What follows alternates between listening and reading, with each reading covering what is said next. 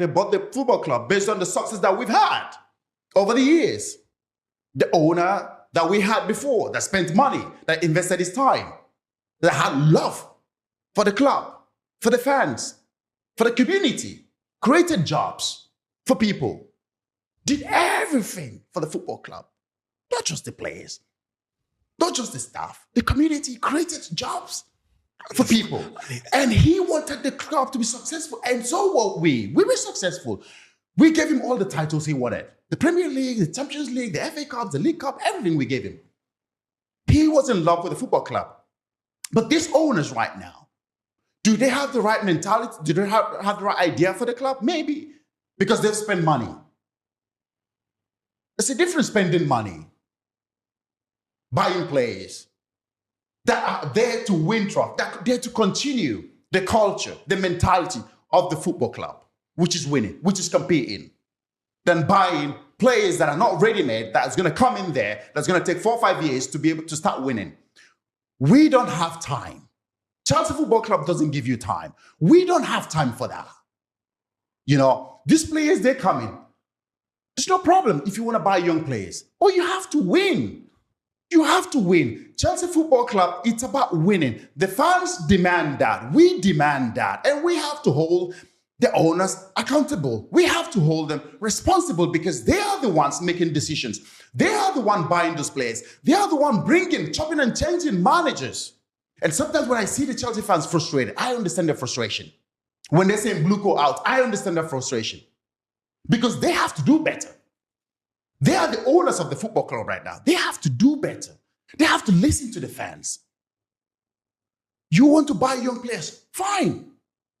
Mix it up. You have to be successful. The only way we can be successful is by mixing it up, finding the right balance between the experience. And they keep Liam Rosenior, the worst it will be. This isn't personal. This nothing against the bloke as a bloke, but as a coach, he is massively out of his depth. It's so clear. You played quite well first half yesterday. Did we? I don't think we did. I don't think you created chances. They were you had them on the back foot. Not really. Blimey. And the second half was pathetic. Yeah, well, I mean, yeah, they changed it up. City are a great team, but it's just the way he played. The tactics were so poor. It was one of the most poorly coached games I've ever seen in my life. Oh. I mean, the Sun on Saturday said they actually detailed exactly what City were going to do to Chelsea and how they'd do it. So they knew, they'd spoke to a bloke who knew, and I knew. The only person who didn't know was the coach. So when Sanchez did go long, which is what you can do to beat that press, you have to get players around the centre forward. You can't just lob it to one bloke on his own and think that'll work. Honestly, he never changed it. You know, he said, we were all right in the first half, but the second half...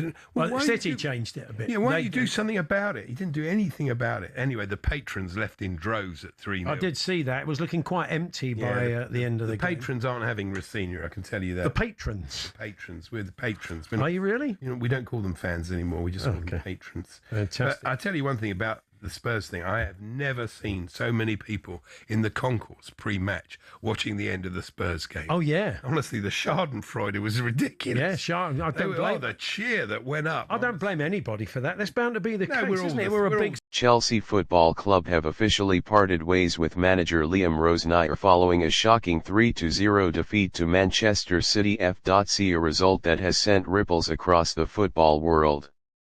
The decision marks a dramatic turning point in what has been a turbulent and disappointing period for the Blues. The defeat was more than just a heavy loss, it exposed deep-rooted issues within the squad. From the opening whistle, Manchester City controlled the tempo, dominated possession, and punished Chelsea's defensive errors with ruthless efficiency. Fans inside Stamford Bridge were left frustrated and disillusioned as their team struggled to compete at the highest level. Rosenior's departure comes after mounting pressure from supporters and growing concerns within the club's leadership. Despite arriving with a clear vision to rebuild and energize the squad, results on the pitch failed to reflect progress. Inconsistency, questionable tactical decisions, and a lack of cohesion ultimately cost him his role. Behind the scenes, reports suggest that tensions had been building for weeks. Disagreements over tactics, player roles, and team selection reportedly created a strained atmosphere in the dressing room. the defeat to Manchester City appears to have been the final straw, prompting the board to act decisively. Now, Chelsea find themselves at a critical crossroads.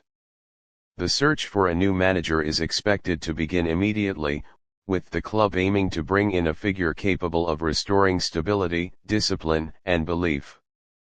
In the short term, an interim solution may be put in place as the Blues attempt to steady the ship.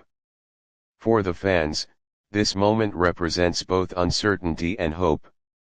While Rosenior's exit signals the end of a challenging chapter, it also opens the door for a fresh start.